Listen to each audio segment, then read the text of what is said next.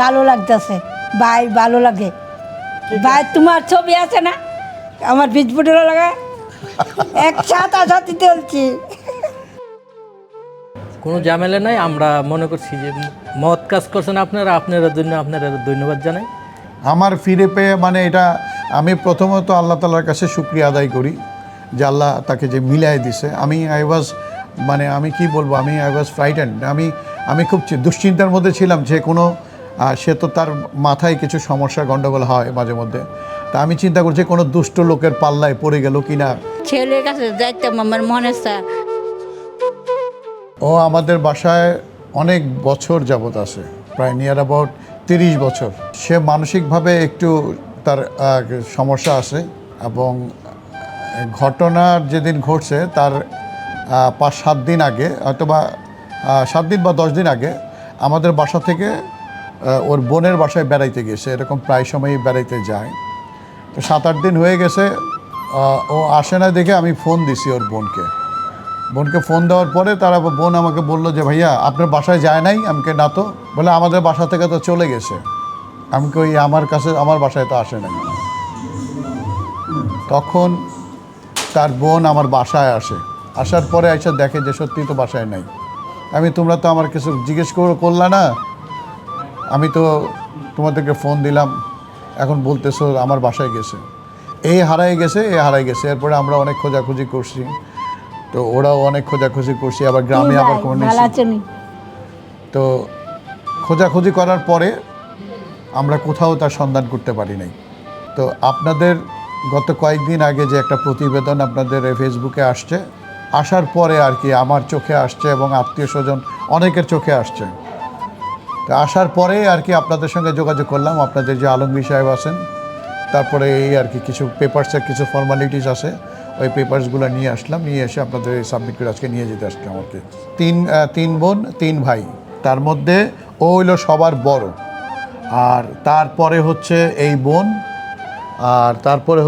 বোন, আর এই বোনের হাজব্যান্ড হচ্ছে উনি, আর আমি আমার গ্রামের বোন, আমার চাচাতো বোন, আমি সেই হিসাবে আসছি আর কি। আর যেহেতু সে লম্বা সময় আমার বাসায় ছিল, তো আমার একটা রেসপন্সিবিলিটি থেকে যায়, সেই রেসপন্সিবিলিটি থেকে আমি আসছি আর কি।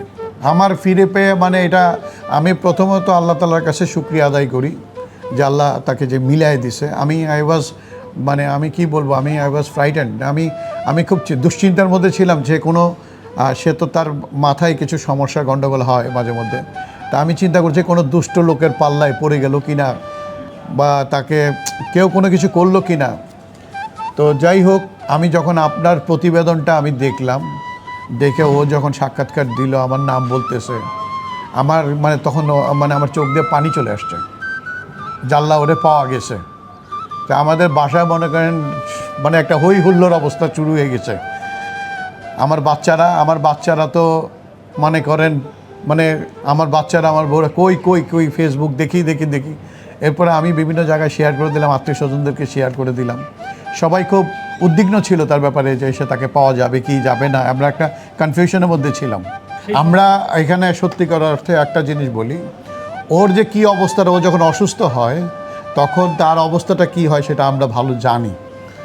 তো আপনাদের এখানে এসে ওকে এই সুস্থ এবং তার মাশাআল্লাহ স্বাস্থ্য অনেক ভালো হয়েছে এবং স্বাভাবিক কথাবার্তা বলতেছে, এবং আমরা আর কি সবার পক্ষ থেকে আমি আপনাদের এই যে আপনার কেয়ার হোমটা, এইটারকে আমি কি বলে ধন্যবাদ দিব, আমার ভাষা নাই।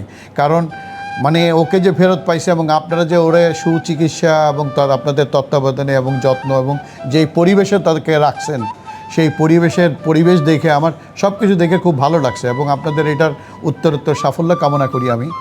এবং আপনাদের এইটা একটা মহতী উদ্যোগ আমি মনে করি, এবং আপনাদের আরও অনেক পেশেন্ট এবং অনেক দেখলাম আপনাদের এখানে আসে, এবং তারা যেই পরিবেশে আসে আপনাদের সব কিছু পরিবেশ, পরিষ্কার পরিচ্ছন্নতা, খাবারের মান সব কিছু মিলে দেখলাম অত্যন্ত আমি খুব খুশি।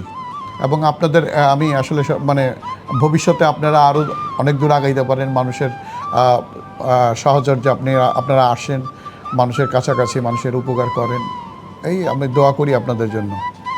কেমন লাগছে? ভালো লাগতেছে ভাই, ভালো লাগে ভাই তোমার ছবি আছে না আমার বিজপুটের লাগা একসাথে সাথে চলছি এই যে এরা কারা?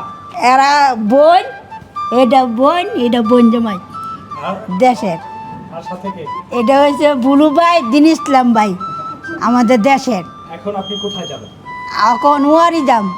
কোনো ঝামেলা নাই, আমরা মনে করছি যে মহৎ কাজ করছেন আপনারা, আপনারা জন্য আপনারা ধন্যবাদ জানাই, কারণ আমরা যে আমার বোনকে ফিরে পেয়েছি।